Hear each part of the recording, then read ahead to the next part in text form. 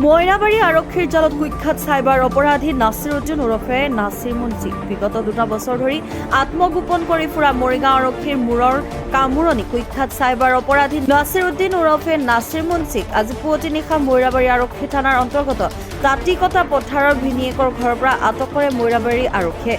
মৰিগাঁও জিলাৰ অপৰাধ শাখাৰ অতিৰিক্ত আৰক্ষী অধীক্ষক সমৰণ বৈশ্যৰ নিৰ্দেশনাত মইৰাবাৰী আৰক্ষীয়ে গ্ৰেপ্তাৰ কৰিবলৈ সক্ষম হয় এই কুখ্যাত চাইবাৰ অপৰাধীটোক।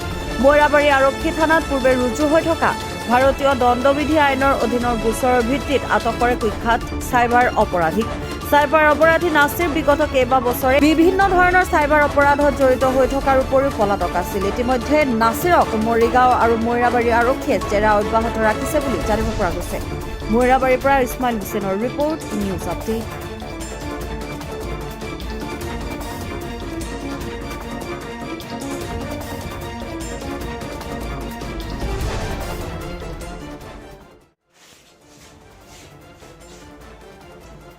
হাতী মিলে নাকি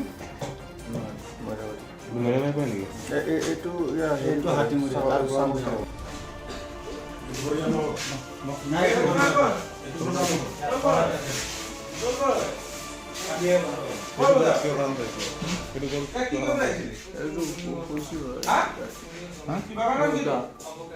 আমি বাইকটি হলো যদি 1 টাকা দিতাম আমি কই দিলাম 1 টাকা আমি কই দিছি না সুদরে সার্ভার সারা রাত কেটে না তোর একেলগে হয় না জানো তাৰ লগত তই একেলগে আহিছিল না নগাঁও না কথা কথা আছে কোঠে